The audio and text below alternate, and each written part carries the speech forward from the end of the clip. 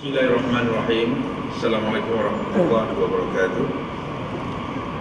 Salam sejahtera, salam sehati sejiwa. Saudara-saudari pengacara majlis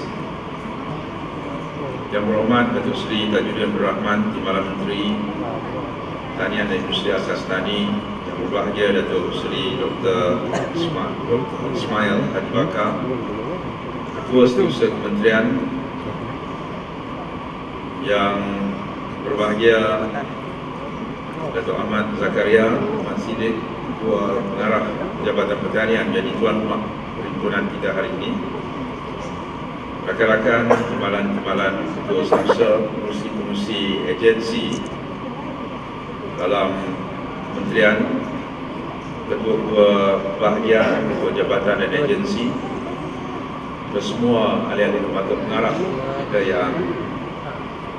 yang baru dilantik dan yang berada kekal dalamnya, rakan-rakan media, saudari yang dihormati dan kasih sekian.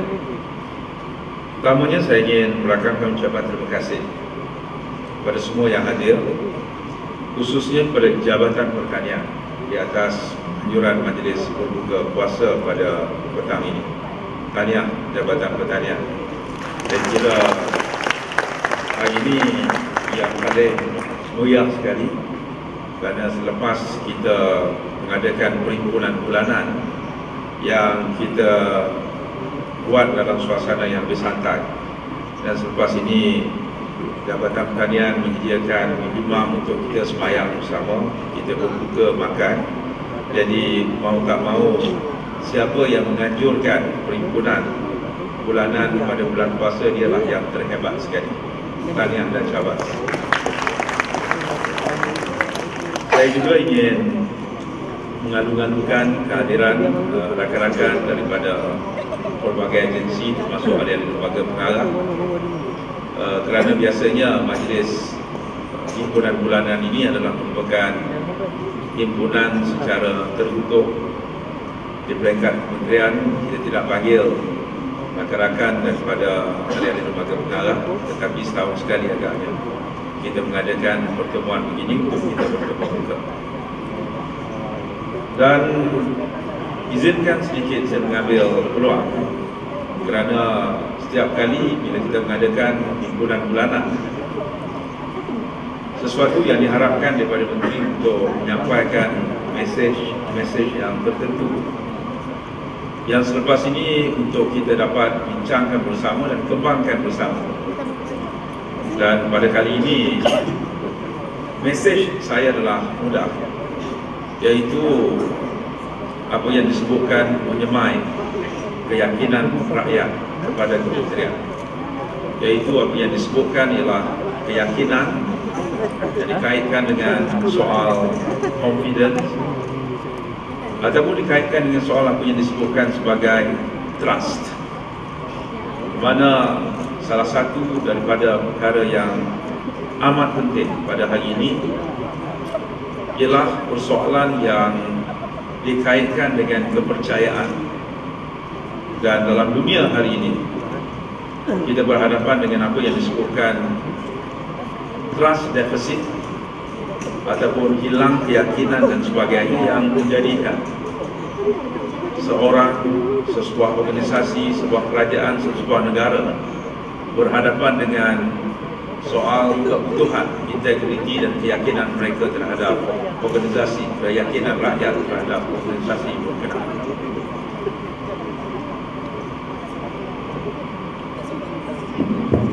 Izinkan sebut di sini, iaitu sekarang ini persoalan trust menjadi isu pokok kepada negara-negara besar. Ada pelbagai tajuk dibincangkan, why Americans don't trust government. Ini isunya. It is time for Balkan nations to trust each other. Ini percaya antara satu sama lain, antara negara. Ini termasuk Mark Zuckerberg says many conservatives don't trust Facebook to show content without a political bias. Semua orang kata bahawa apa yang terdapat dalam Facebook itu ada bias. Orang tak percaya. just a quarter of British trust businesses without our personal data. Dia kata apa-apa yang dibuat tu dia mengambil data kita. Ataupun Perdana Menteri India recently bercakap tentang mantra ketiga, Modi's third year mantra, bridge trust deficit between government and people. Isu yang selalu disebutkan ialah tentang soal trust. Next. Saya ambil apa yang disebutkan seorang futurist. Mungkin biasa kita dengar nama Alvin Toffler. Dulu bukunya Future Shock, Culture Shock dan Future Shock. Future Shock menjadi textbook kepada banyak kampus, universiti dan sebagainya. Dia kata satu perkara yang menjadi ancaman pada hari ini ialah tentang sophistication of technology. We are increasing the sophistication of deception. Bagaimana orang membuat pembohongan, membuat spin, memutarkan sesuatu kenyataan dan sebagainya faster than the technology of verification. Apa yang sebut orang nak check balik, nak buat verification, selalunya kita berhadapan dengan soal khabar angin, sesuatu yang dikaitkan dengan perkara yang tak benar, tersebar, viral, terlalu pantas daripada teknologi untuk mengesahkan. Orang lebih percaya apa yang dipersoalkan ataupun disebutkan tadi daripada yang sebenarnya. The consequence of that is the end of truth. Orang bercakap sekarang kebenaran sudah berakhir. The dark side of the information technology explosion is that it will breed a population that believes nothing. Satu ancaman yang kita berhadapan sekarang ialah akhirnya kita berhadapan orang tidak percaya pada kerajaan, orang tidak percaya pada cikgu, orang tidak percaya pada menteri, orang tidak percaya kepada orang yang berjawatan, orang tidak percaya pada sesuatu kerana arts of deception sekarang ini melanda kita dengan begitu pantas sekali. Next. Sebab itu dalam mana-mana organisasi sekarang ini, kalau disebutkan bahawa satu perkara yang menjadi capital asset yang perlu diberikan perhatian yang besar. Kalau sebuah organisasi, bank, nak tengok berapa banyak financial capital, berapa banyak intellectual capital, berapa ramai yang mempunyai kekuatan intellectual, berapa banyak human capital, ramai tak ramai orang. Tetapi satu perkara yang perlu disebutkan satu lagi yang dilihat menjadi capital yang penting sekarang ialah trust capital. Kalau dia insurance company, orang boleh percaya tak dia? Kalau dia forwarding agency, orang boleh percaya tak dia sampai pada waktu dia? Kalau dia itu yang berkaitan dengan soal pengurusan beras misalnya, orang percaya tak bahawa beras kita mencukupi dan sebagainya? This is important aspect. Sebab itu kadang-kadang selain daripada ada CEO, orang ada trust official, trust apa ni, executive officer yang mengukur supaya orang percaya pada dia. Kalau ada isu, dia cepat menjawab. Dia lebih tinggi pada UKK dan sebagainya. Next.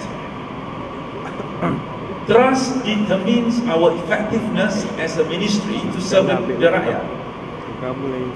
Saya nak timbulkan perkara ini, mungkin pengalaman-pengalaman sikit yang kita lalui sewaktu pilihan raya baru-baru ini. Sebelum itu saya nak ucap terima kasihlah Kementerian, ramai rakan-rakan yang membantu kami berada di barisan hadapan hingga barisan nasional menang dengan kemenangan yang selesa dalam pilihan raya baru. Tapi daripada itu kita dapat belajar banyak perkara yang kadang-kadangnya kita berhadapan isu nampak mudah, pemotongan, kita dah terang lah. Tetapi ramai yang tak percaya kerana tak tunjuk dia punya statement.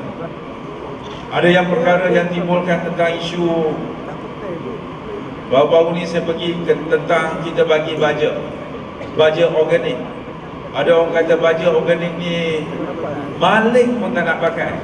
We need to explain pada dia orang, kerana orang belum percaya lagi tentang apa yang kita buat.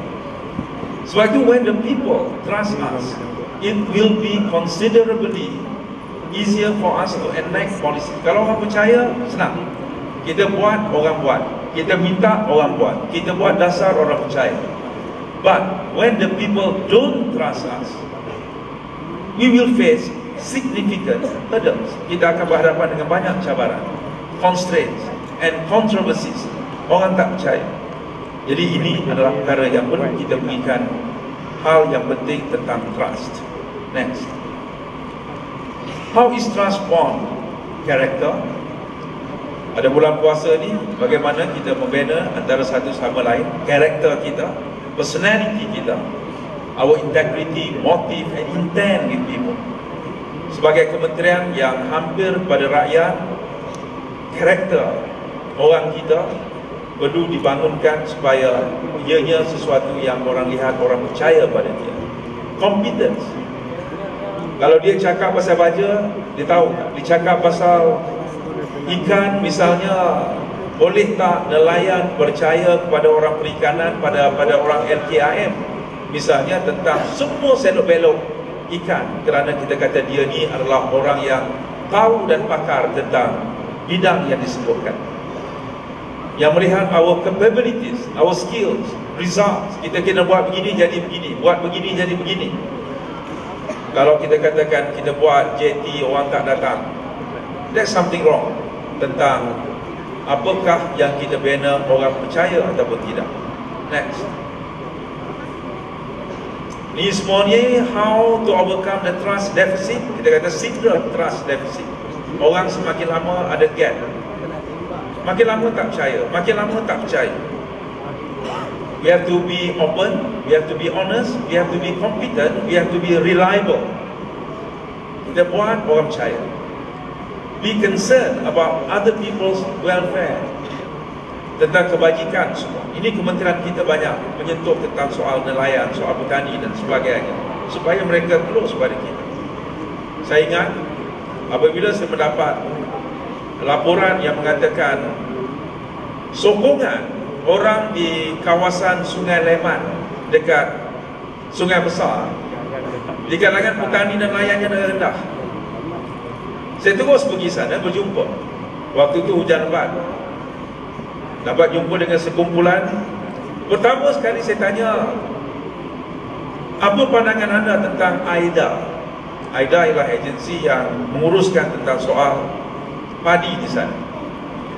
Pertama dia jawab, AIDA lah yang banyak tolong kita. Trust dia tinggi. Tepuklah tangan pada AIDA. Mula-mula saya tak berapa confident sangat. Sudah orang kata, then I feel comfortable. Tempat tersebut dan keluar keputusan pilihan raya, Sungai Leman mencatatkan antara keputusan yang tinggi menyokong kerajaan, kerana orang percaya kepada apa yang dibuat oleh rakan-rakan kita AIDA di sana. Display good judgment. Kadang-kadang orang minta pendapat, kita tak berapa sure, tetapi judgment kita yang akan menjadikan orang percaya atau bertambah percaya ataupun tidak. Kadang-kadang dia ikut cakap kita, setiap kali cakap tak betul, ini juga merupakan asas untuk mengurangkan trust orang baru. Next. Saya ingat rakan-rakan Dato' Seri Tajuddin, dia kata nak buat jabatan jadi. Orang percaya. Ada orang pemahaman di sini. End result, kita nak start satu program.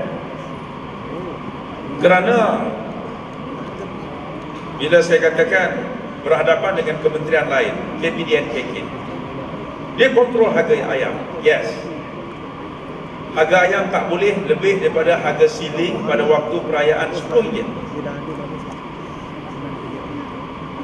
Dan isu yang besarnya ditanya pada kita, kalau nak pastikan ayam dapat dikontrol harganya, supply cukup tak?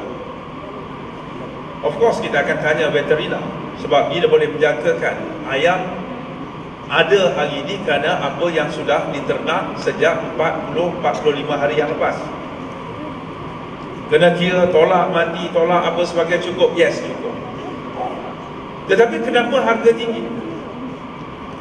Antara satu yang menjadi cabaran ialah import. Kejatuhan nilai mata wang kita menyebabkan harga jagung yang diimport menjadi makin mahal. Dan ia memberi kesan kepada harga ayam.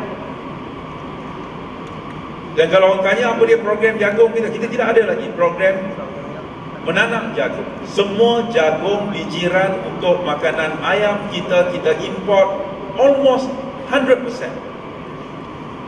Untuk ayam 3.5 million metric ton per year. Untuk yang lain-lain lagi adalah 500,000 ton. Untuk ikan, untuk makanan ternakan lain dan sebagainya ada lebih kurang 500,000. 4 juta metrik ton kita import yang nilainya kira-kira 3.1-3.2 bilion ringgit. Okey, kita bincang, why not we start growing our own corn? Indonesia boleh, Thailand boleh, Filipina boleh. Tapi orang tak berapa yakin. Testing dibuat. Kita buat di STU, kita buat batu arang. Boleh buat. Tetapi ada syaratnya. Nak dapatkan 14 hari yang kering. Kalau tak dapat, kita gunakan seed yang bagaimana, baja yang bagaimana, cara mengeringnya bagaimana. Okey, let's try, kita kata. Saya mula dekat kawasan yang senang, kawasan sendiri, Muhammad. Ada aduan air putih di sini. Kawasan dia. Sebab untuk buat tanah sendiri senang. Yang kita tidak ada soal untung rugi kerana kita buat sendiri.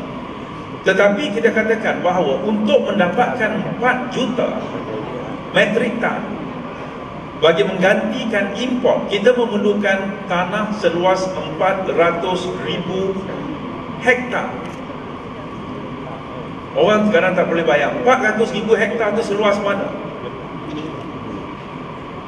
Tanam padi mada hanya 120,000 metrik ton.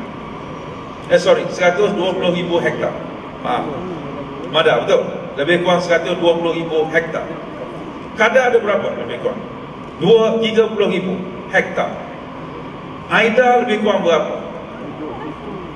Semuanya tak sampai 400,000. Kalau kita nak memerlukan tanaman jagung mencukupi bagi seluruh negara kita, bagi makanan ayam, kerana ayam kita cukup, kita akan hasilkan ayam 120%, 110%. Lebih kita boleh ekspor. Kita hantar ke Singapura, kita hantar ke Filipina. Tetapi makanannya tidak ada. Okey, let's try, kerana untuk berbuat demikian kita memerlukan tanah yang luas. Kita bincang, why not kita mulakan dengan kawasan-kawasan padi di luar Jelapang. Kita ada lebih kurang 200,000 hektar padi di luar Jelapang. Maknanya dia hanya tanam padi setahun sekali. Kalau lepas musim tengkujuh, bulan 12, bulan 1 dia start tanam, bulan 4, bulan 5 dia harvest, dia tuai. Lepas tu tanah buat apa? Dia biarkan, tunggu bulan 1 akan datang pula. Ini kebanyakannya kawasan padi di luar Jelapang. Why not? Selepas kita tuai padi, kita tanam jagung. Kan ada pepatah Melayu yang berkata, berjagung-jagung dahulu sebelum padi masak. Ada orang ni tak percaya, ada ke pepatah ini? Tolong Google, tengok, memang ada. Kerana orang Melayu dulu-dulu sudah ada pemikirannya bahawa di tempat tanam padi boleh tanam jagung. Berjagung-jagung dahulu sebelum padi masak. Tetapi untuk menjadikan efisien, kita tak boleh suruh orang sini tanam, sini tak tanam. Kita nakkan seluruh orang tanam. Kebetulan dekat tempat saya ada lebih kurang berapa, 80 hektar, tak banyak, tapi melibatkan 50 orang petani yang tanam padi setahun sekali. Waktu tell them, beritahu, sekarang ni waktu kering, semua kita pakai tanam jagung. It's not easy sekiranya saya minta kalau orang daripada jabatan pergi turun untuk convince meyakinkan petani-petani untuk membuat satu perkara yang baru, gunakan tanah kamu. Kita pandai-pandai nak ajar ni tanam jagung yang tak biasa dipikirkan. But we need somebody that can be trusted. Dan untuk itu mereka kena percaya pada kita boleh buat begini. Mungkin berjaya, mungkin tidak berjaya, but need to try. Boleh, tolong berikan keyakinan. So, program yang dibuat oleh Jabatan Pertanian, pergi berjumpa, gunakan nama ahli parlimen, adun di sana, dan Alhamdulillah dalam masa yang singkat, kesemua 51 orang sign memberikan kebenaran tanah mereka untuk dijadikan percubaan tanam jagung di jiran. Kita mulakan.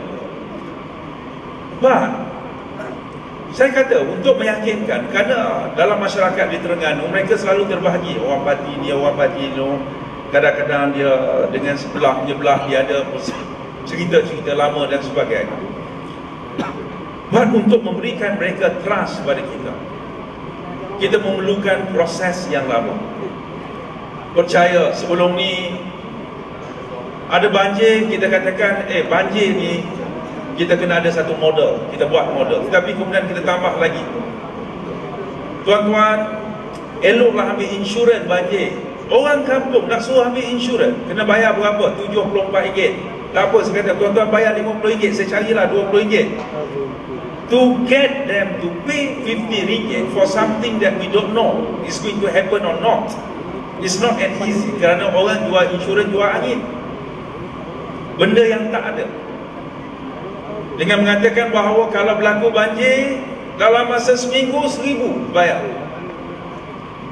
Dan kebetulan ada banjir naik sedikit baru ni, memang dapat RM1,000. Dia trust bahawa benda kita boleh deliver.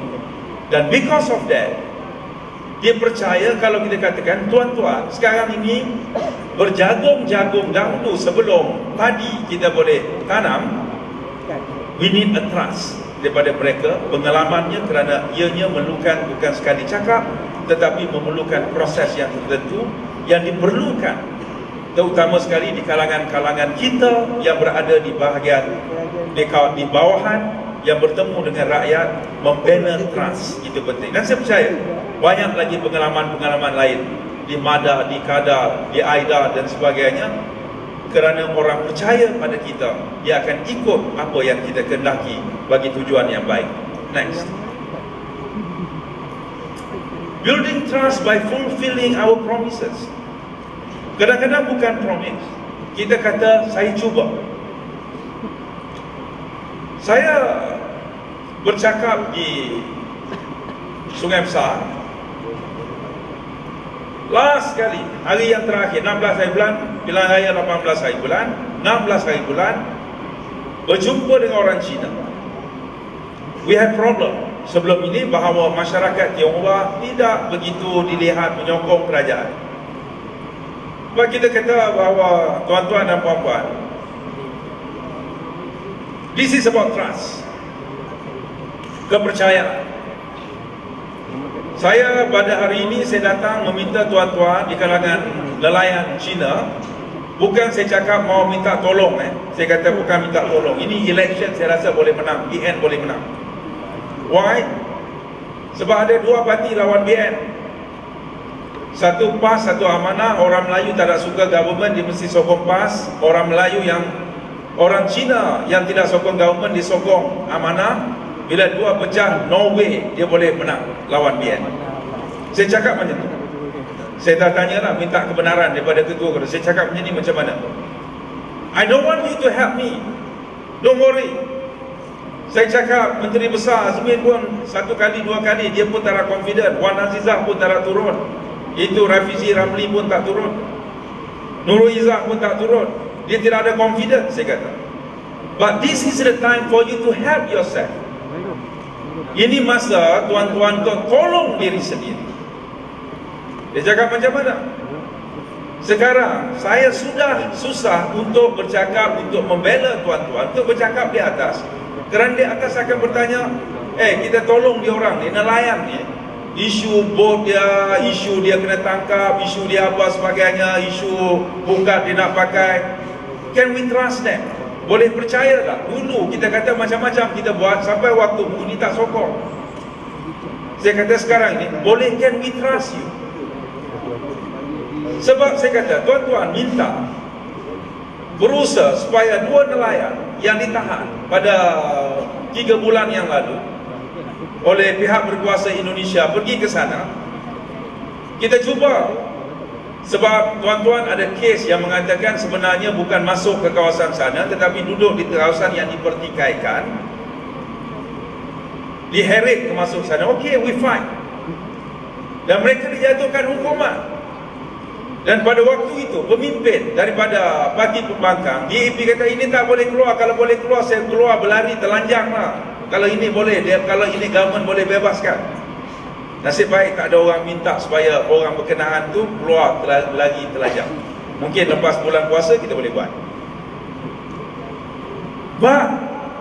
Apabila 2 orang itu cerita saya jumpa dengan family mereka dapat dikeluarkan for specific reason, for specific way, bukan yang selalu boleh buat ni.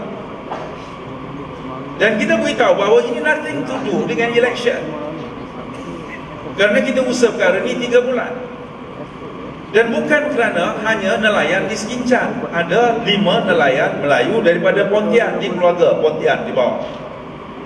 Ada tak keluarga datang hari ini? Ada? Tolong diri family daripada tak masuk dalam. Okey.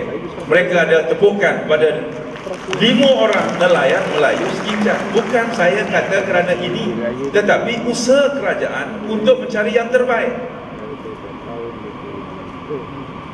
Dan saya kata, kalau tuan-tuan tak boleh percaya, kita sudah berikan apa yang tuan-tuan nak. Sekarang ni kami pula ingin mendapatkan bukti pada tuan-tuan. Saya boleh percaya pada tuan-tuan. That's the message yang kita berikan, bahawa this is the time for you to prove that you can be trusted. So, is issue trust. Ini saya cakap politik. I'm not talking that semua ni lepas ni jadi politician macam saya Ada boleh, ada tak boleh. Sebagaimana saya tak boleh jadi pentadbir macam tuan-tuan. Duduk office, masuk pukul 9, keluar pukul 5. Masuk pukul 9, keluar pukul 5. Disiplin. Not everybody can do that. But trust always being an issue yang menjadi asas untuk kita bagi apa yang patut kita beri, kita dapat apa yang kita patut dapat. Next, building trust by fulfilling our promises. Next, and communication, because communication is a tool to build trust and shape perception. Bagaimana membina keyakinan itu dan membina bagaimana orang perceive, orang membuat tanggapan kepada kita. Abraham Lincoln say, public sentiment is everything. With public sentiment, nothing can fail. Without it, nothing can succeed. Membina sentiment. Next. Orang communicate, sometimes tak boleh cakap sekali. You need to repeat. Repetition is an effective technique of communication. Orang nak buat propaganda. Sebab tu kadang-kadang apa, cukuplah satu simbol je, tapi bulan. Dacing. Orange. Kena repeat and repeat. Sale. One press statement or event is not enough. Kita katakan bahawa kena jelaskan tentang soal dasar padi organik. One event kita dapat menyatakan not enough. We have to repeat. Kita sebut, kita buat pemutuan, dah masuk RM50. Hai pergi kunjung-kunjung, orang tak sedar lagi. Kita bawa satu statement, orang kat situ sedar, orang lain belum sedar. We have to repeat. Sebab itu kalau boleh jangan buat salah. Bila buat salah, tersebar cerita yang buruk tu, tetapi bila kita betulkan balik, ia mengambil masa yang panjang dan kos yang tinggi dan ulangan yang berterusan dan memerlukan orang yang mempunyai keupayaan untuk menerangkan. That's why dia katakan one press statement is not enough, or event is not enough. We need to keep re-emphasizing our message until it sticks in the mind. Ini yang selalu kita sebutkan, kena ulang. That's arts of communication. Next. Sebab itu kadang-kadang saya pergi masa hari KSU ada situ, saya ingat bila buat penerangan tu cukup lah. Sebab tu lepas tu saya katakan tak cukup. Lagi-lagi kita buat penerangan itu dia, Majlis Penyerahan Insentif Input Pengeluaran Padi IIP, NKEA, EPP1 dan Touchpoint. Orang kampung tak faham apa tu Touchpoint, EPP apa sebagainya. That's why we are an expert dalam bidang perikanan, dalam bidang baja. We are an expert dalam bidang macam mana buah tu boleh keluar buah. Tetapi we need an expert dalam kementerian bagaimana betul dari segi tajuk bajet kita. Tajuk tu memanglah betul, EPP, NKEA. Orang kampung di kalangan pesawah, kita bayangkan pesawah menantang apa NKEA, EPP, IIPP. Saya tanya kat sini pun belum tahu, semua boleh sebut dengan betul. Dan apa itu NKEA? Ya? So that's why we have to come up. It's no, saya tahu dalam kementerian ramai pakar, tetapi oleh kerana kementerian kita kementerian yang mendapat akses terus kepada orang bawah, kepada rakyat ni rakyat jelata, nelayan yang persekolahannya ada hak yang tertentu. Kalau dia sekolah pun, kalau kita tak belajar tentang apa GDP, NKEA, yang sekolah pun tak tahu, how we come out with another phrasing yang nampak biarlah mudah. Majlis-majlis apa yang mudah, majlis yang dikaitkan dengan soal menghargai mereka. Ini yang saya katakan perlu kreativiti dan sedikit brainstorming apabila kita berada di bawah. Alhamdulillah lagi menang. Kalau kalah, kita akan menjadi tempat untuk dijadikan alasan. Inilah sebab di situ nelayannya, petaninya lebih pada berapa persen, 60%, 70%. Semua isu yang berkaitan dengan sawah, dengan baja, dengan nelayan, dengan bot, dengan pukat. If we fail, mungkin kita yang menjadi. Dan mungkin kita dah buat sekali tak cukup. Dan dah buat dah, tetapi ayat yang kita gunakan orang tak faham. So ini perkara-perkara yang saya kira dalam membina trust. It's not only berjumpa, not only kita orang baik, saya tahu tuan-tuan baik, tetapi cara berkomunikasi yang terbaik mesti kita garapkan dalam susunan kerja kita. Next. Communication starts with listening. Dengan mendengar. Next. Ini cerita yang pernah saya sebutkan dulu, just to repeat. Mendengar dengan hati. Perasaan, mendengar dengan hati tentang perasaan yang tidak diluahkan. Dia tak cakap ke kita, tapi kita tengok dia tu, kita tahu dia susah, dia gembira, dia tak puas hati. Mungkin dia tak luahkan pada kita. Rintihan yang tak diucap, dia tak cakap. Derita yang tak dizahir. Macam mana to feel dengan perasaan kita, dengan hati kita. Ini peranan kita di peringkat bawah sebagai orang di kalangan petugas dalam kementerian kita. Next. Terima kasih. Baru-baru ni first time kita hantar 30 orang sini, 30 orang Kuala Kangsar. Then they begin to pick up. Kenapa orang suka kerajaan, kenapa tak suka kerajaan? Sebab menyokong, dia kata antaranya bantuan dasar, kepimpinan, apa sebagainya. They know how to. Sebab menyokong ada lagi. Sebab apa marah ke kerajaan, apa sebagainya. They begin to feel it. Dia dah pandai membuat tabulation, membuat satu penganalisian bagaimana untuk mempermudahkan supaya kita faham. Rupanya kesan yang banyaknya bantuan-bantuan tu mereka perlukan bantuan. Datuk Seri Tajuddin Timbalan dekat dengan Kuala Kangsar, dia jaga sana, saya jaga sini. Dia tahu menyentuh. Walaupun buat dapur itu adalah asas pada makanan. Dia suruh buat. Tahniahlah sikit. Ya, dah besar. This the thing yang orang feel touch kepada apa yang kita buat. Next, saya sebutkan. Which selepas ini, selepas kita buat, tujuannya bukan kerana ada election kita kena buat. Election baru kita buat, it sounds superficial.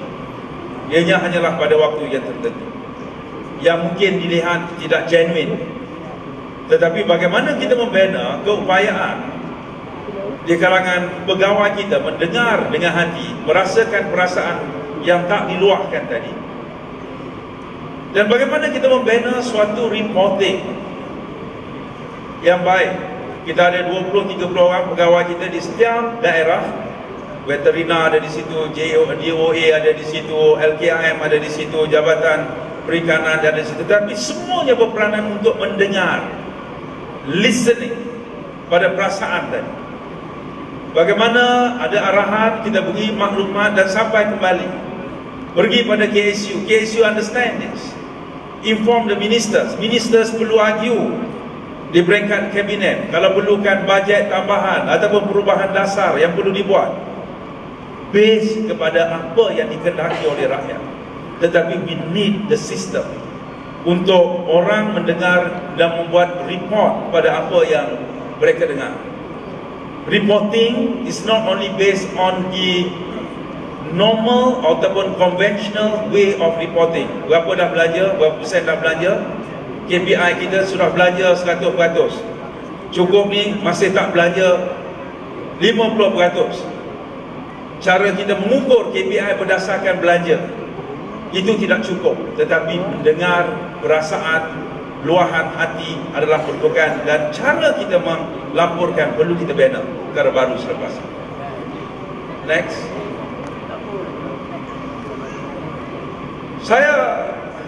Harapan saya pergi pada hampir pada conclusion. Kalau anak kecil, orang yang paling mereka percaya ialah guru. Lebih percaya pada ibu dia. Cikgu kata mak kata makan macam mana, cikgu kata begini.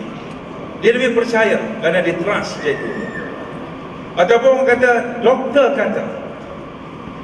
Kalau doktor cantik macam ni, semua orang percaya. Ya. Doktor kata kalau kita kata jangan makan banyak, you ni dah gemuk dah, dia tak marah. Ini kata dia, apalah nak tegur-tegur ni. Dan selama ni makan benda ni tak ada apa-apa, mati semua. Tetapi dia dengar sekali doktor kata, doktor ulang kata yang sama, dia percaya doktor. Because they trust what we want in the future. Yang saya sebutkan tadi, MOA kata, pegawai kita kata, dia kata pasal baja, orang tak akan argue kerana dia percaya, trust yang ada pada kita. Dia bercakap tentang waktu pengairan, kerana buat NKAA ni kita pernah jadikan sistem estate. Dia percaya pada kita.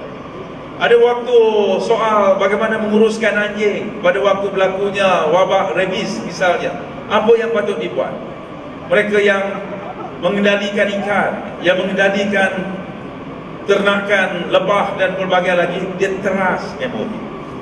Kalau orang percaya, dia satu masa nanti, siapa kata? Cikgu kata. Siapa kata? Doktor kata. Tetapi satu masa nanti saya nakkan, apa pun mengenai kehidupan, siapa kata? MOA kata.